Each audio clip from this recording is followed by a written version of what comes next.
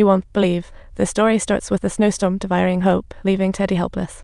Just when he was about to shake hands with death, a mysterious figure popped up and pulled him back from the brink. The next day, he awoke in disbelief, alive and kicking. He discovered himself unscathed in his wooden cabin, where the firewood was stacked neatly, and there was a pot of steaming food on the stove. Teddy was too busy celebrating to think. He went outside to find his mysterious savior, but the outskirts were silent, no birds dared to appear. Teddy gave up and went home. Bored to tears, he began shooting.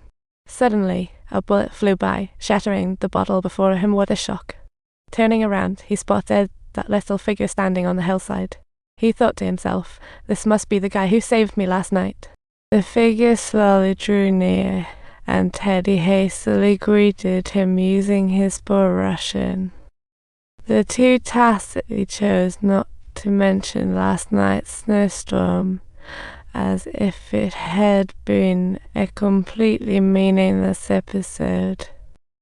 Noticing Teddy practicing shooting, the odd man offered to teach him, provided Teddy supplied bullets as tuition. So with the guy's easy pointers, Teddy just thought about giving him the bullets as quickly as possible. Teddy thought, what am I even thinking? All he could think about was getting those bullets out. Teddy's mind was just on that bullet, and with a few simple instructions. He hit the target on the first shot. The man took the bullet in silence and turned to walk up the mountain. That night Teddy tossed and turned, unable to catch any sleep. He had figured out the guy was the boss fugitive, but couldn't wrap his head around how this dude survived here for years without getting caught. Finally, he decided to share the news that people outside had stopped chasing him ages ago. But he didn't know where to find the guy, so he just called out into the mountains, but got no response. "What are you looking for?" Teddy jumped straight into it, and both seemed to click instantly as they started talking. "I'm aware that you're the suspect they're after, but do you really think I'm alone in this?" Teddy said, laying it all bare. "My name's Dee." Hearing Teddy, the guy finally pulled down his mask, revealing his true face. The news should have shocked him, but he stayed unfazed, as if years of isolation made him forget speech. He quietly added, "In return, I can teach you how to hunt free of charge." After a thorough excavation, they finally located their targeted deer. The moment the man pulled the trigger, the deer fell down without a struggle, poor thing. The man taught Teddy how to handle the catch, and back at the cabin Teddy poured him a drink. He stared at the glass for a moment, and finally downed it. It seemed he hadn't touched alcohol in years.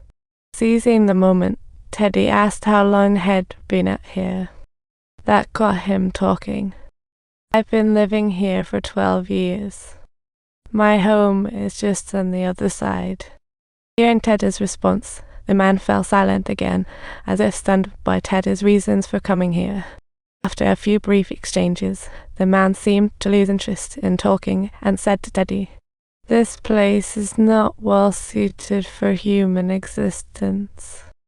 The next day, as Teddy was chopping wood, a helicopter suddenly shattered the tranquility. Watching the helicopter fly overhead, he suddenly remembered something and sprinted into the woods with his rifle, shouting all the way. Fortunately, he didn't search for long before the guy responded to his call. Seeing a panicked Teddy rushing towards him, the man explained that the helicopter was just a toy for some rich kid's hunting trip. They weren't there to hunt him down. After the helicopter flew away, they tracked the wounded prey via a blood trail, but met a snowstorm. The seasoned man quickly led Teddy away, and even though they reacted swiftly, the snowstorm still knocked the wind out of them. Subtitles. Realizing there was truly no place to hide, the man skillfully guided Teddy to locate an ice cave by the lakeside. They hurried inside and blocked the entrance with snow. Although they found a makeshift shelter, the temperature inside was still so cold that Teddy couldn't help but shiver. The man warned Teddy not to fall asleep or his chances of waking up might diminish.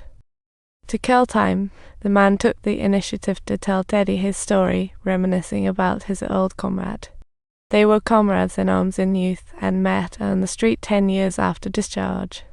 After their reunion, the comrade in arms joyfully extended an invitation for him to come over to his home as a guest.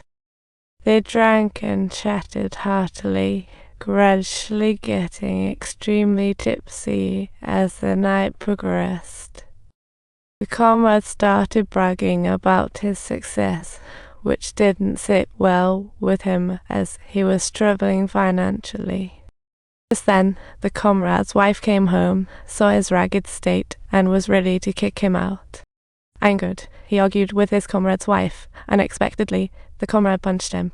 He lost his cool and grabbed a knife nearby, leading to a decision he would regret for life. He fled for 12 long years and never dared to go back home to see his wife and kids. Hearing his tale, Teddy suddenly spoke up, and the man's silence became loaded with meaning.